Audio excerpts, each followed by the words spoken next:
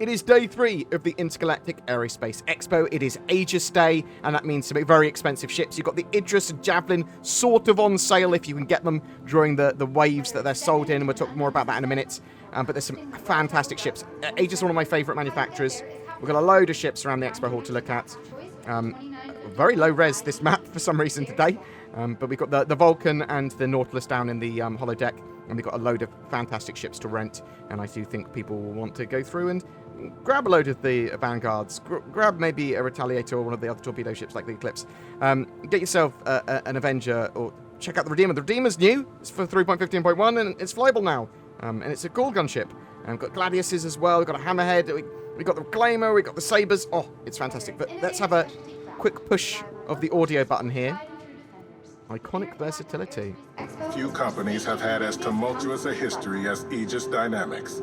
From its earliest days manufacturing iconic warships of the First Tavaran War through the darkest days of the Messer regime, Aegis ships have found a resurgence in the public eye for their versatility and robust construction. Perfect. Oh, some coffee to go. So yeah, let's have a quick look around. Obviously, we've got the Sabre there, fantastic medium fighter. We've got the Reclaimer. We've got the Sabre Comet. I do want to run downstairs pretty quick, but we are just going to do like a super quick rough tour. Oh, actually, we got no more. Ship manufacturer personifies this year's theme better than Aegis Dynamics.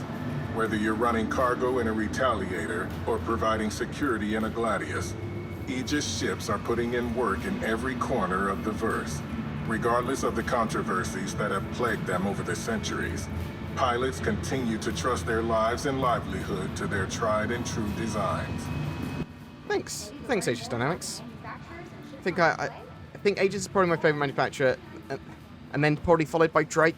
It does change. I love Crusader as well. Oh, yeah. So we're going to go straight into the holodeck here. So what have we got here? Is this the Vulcan? Looks a bit Vulcan-like. It is the Aegis Vulcan. So that's the repair, rearm, refuel, drone-based ship. We don't know when it's going to actually be in our hands yet. The Vulcan and drones have been looked at by CIG before, but we don't really know a proper timescale on that.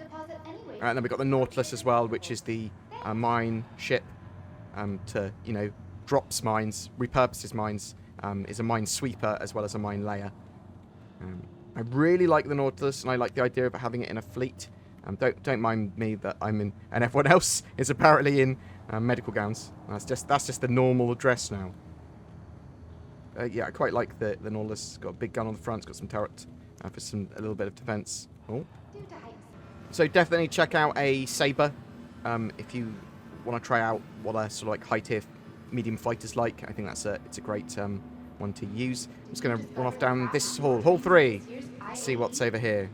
So over in this section we have the Hammerhead, which is just a fantastic multi-crew sort of relatively defensive conventional weapons platform. Just loads and loads and loads and loads of turrets with lots and lots of pew-pew. Absolutely fantastic ship. One of my favourites in the game. Almost Corvette-sized. We've got the Gladius, light fighter, and you've got the is it the Valiant? It's variant there.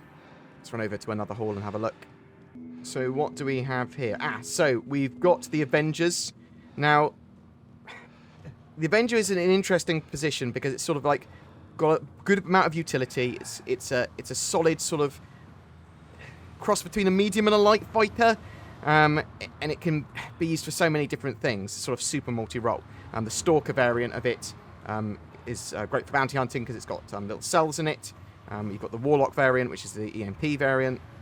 All worth testing. I don't think EMPs are particularly well balanced at the moment. We've got the Redeemer. Everyone should try Redeemer. It is new for 3.15.1. I'm going to rent one now. Really super high DPS.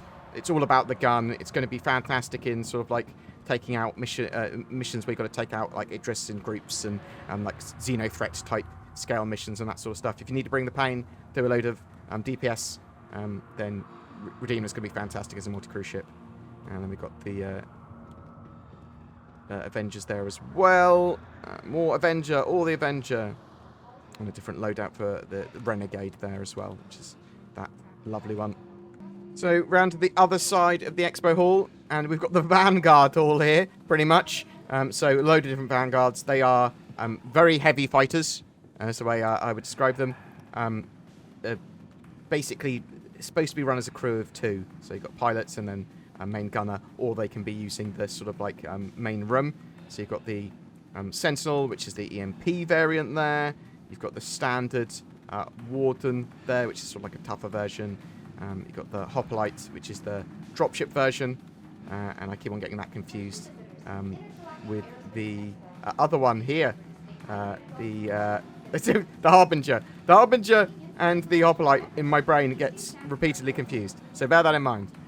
So the Harbinger is the missile sort of ballistic torpedo-y sort of variant. And I believe lastly, for the Aegis stuff that's available to rent and try, we have a Retaliator and an Eclipse. So if you want to mess around with torpedoes, do some big explosions, then the Eclipse stealth isn't really probably implemented in game yet either. But there's going to be a load of reasons to use Eclipses, especially in the future when we have sort of physicalized components, the targeting of the sort of subsystems, that sort of stuff, taking out ground facilities. You're gonna want to use Eclipses for a lot of this sort of stuff, or do like alpha strikes where you've sort of crept up on an enemy. Very, very useful, very cool ships. And the Retaliator, pretty much the same. Huge amount of big torpedoes for doing a huge amount of damage. But it's also got a good amount of turrets on it, and so you can run it with like a crew of like 4 or 5, and do a lot of pew-pew, do a lot of sort of defensive and offensive sort of maneuvers with it as well. And it can be loaded out for loads of different things as well. It's pretty modular. Just at the moment, it's mainly torpedo-focused until they add those modules. Let's take a look at what's available on the website to purchase, though. So let's take a look at what we've got available to buy on the Aegis Dynamics Day 3 sort of ship store page, because there are some behemoths of ships to purchase. The Redeemer has obviously been revealed, and what we knew it was in 3.15.1, but you can rent it, so that's pretty cool, and you can purchase it as well, and I'll have a look at the store page for that in a second. You can see I've been looking at the big ships already to see what was actually available, so let's go back to the beginning. We've got the Avenger Stalker, that's the bounty hunting variant of the Avenger. We've got the Avenger Titan. Now, Avenger Titan is a ship I would potentially recommend you upgrading your starter package to. So you've got your Mustang Alpha that you bought cheap, potentially at the Intergalactic Aerospace Expo. You could upgrade that to an Avenger Titan. It is a fantastic starting ship in my opinion, but you can totally get on fine just with any starter package and everything in game. So if you did want to put a tiny bit more money, then the only ship I really recommend is the Avenger Titan, unless you're in love with something else. But it allows you to do a bit of everything. It's got cargo capacity. It's a solid upgrade path. It's got it's a good fighter. It's a little bit of everything there. And then you've got the Renegade, which is a different loadout variant and skin for it. We've got the Warlock, which has an EMP on it, which is interesting. And you can't really tell which of the Avengers it is when you see it. Normally you're like, what is that? Oh god, it's a Warlock, and I've been disabled. You've got the Eclipse. That is a very expensive stealth bomber with big old torpedoes on it. Very, very, very, very cool ship, but very specialized. What else have we got that's flyable? The Gladius, light fighter, gold standard ship. It's going to be used a lot in Squadron 42. It is, if you want to see sort of like how detailed a fighter can be and all the sort of new tech and stuff, the Gladius is the sort of ship they keep on bringing up to gold standard all the time. So it's potentially worth a look. I have one in my hangar. Got the Valiant, which is a different loadout variant for that. You've got a Hammerhead.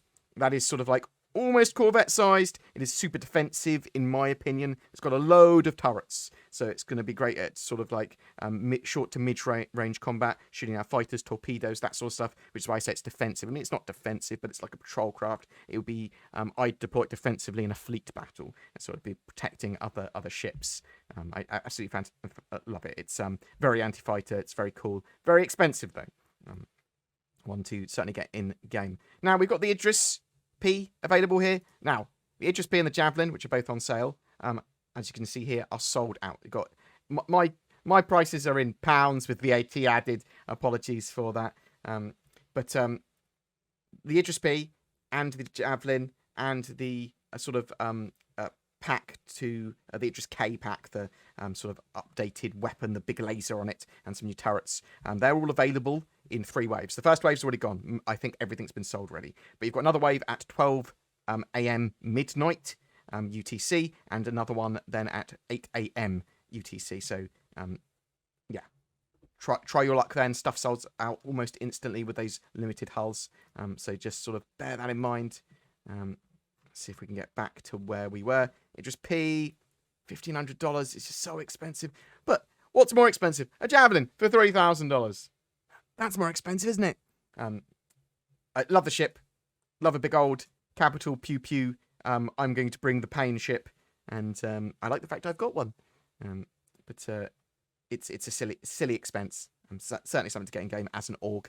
I got the Nautilus. That's a mine layer and mine repurposing ship. Again, in concept there. Does have quite a big frontal gun on it as well for doing some sniping. So it does have some combat ability in a fleet, but it doesn't really want to engage in direct combat. But it can lay mines. Some of those mines can be magnetic mines. Some of them can be turret-based mines. It can also repurpose mines, defuse them, bring them back, and then use it itself. Reclaimer, we're looking forward to salvage coming next year. Reclaimer is going to be more salvage, as in it drags salvage into its more and crushes it up and makes it into cubes. But it's big. It's in the game now, but obviously doesn't have the salvage sort of compares.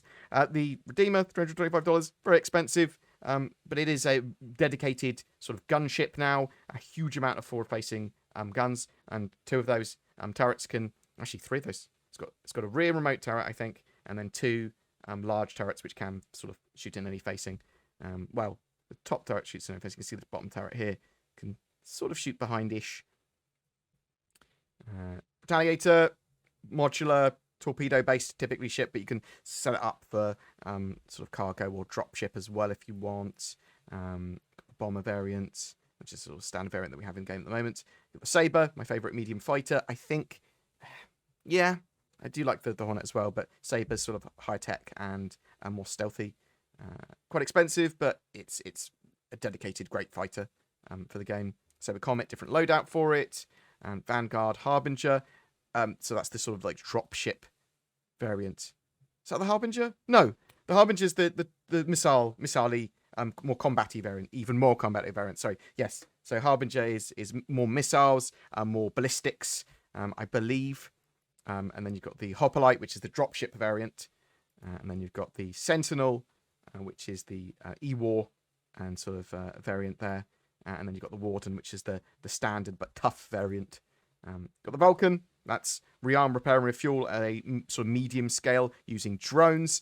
I think it's going to be a centerpiece to a lot of fleets, or at least essential for a lot of fleets. Is in concept, though.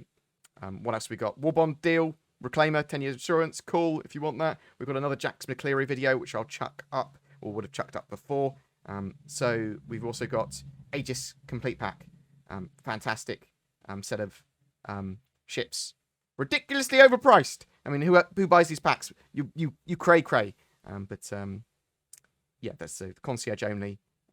Big old packs for Aegis. And then I think that's pretty much it for the stuff on sale. And let's take a look at the Redeemer actual sort of sales page. The Redeemer.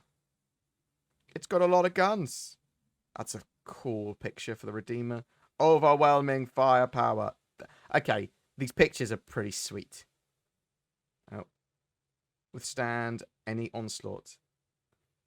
What about the onslaught of a Redeemer? Yeah, think about it. Can 2 Redeemers fight so much that neither of them die, or they both die?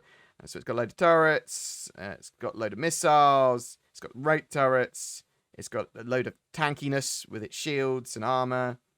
It's got cool thrusters that look like they're going to crimp your hair, or crack a nut.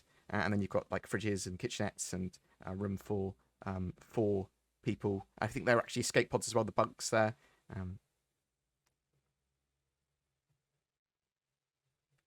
think these sort of websites are a little elaborate, all these sorts of things. There's only one entry-exit point with the ramp, though, which I think is interesting. But yeah, very cool ship. I'm interested to know what you think. Are you going to be purchasing anything today? Are you going to be renting anything today? Are you a fan of Aegis? Are you like, I desperately want to get an Idris or a Javelin? And if so, did you get one? Or are you going to try and get one? Do you like these paints, which I didn't realise were on offer? I really like the white paint for the Redeemer. I like that so much.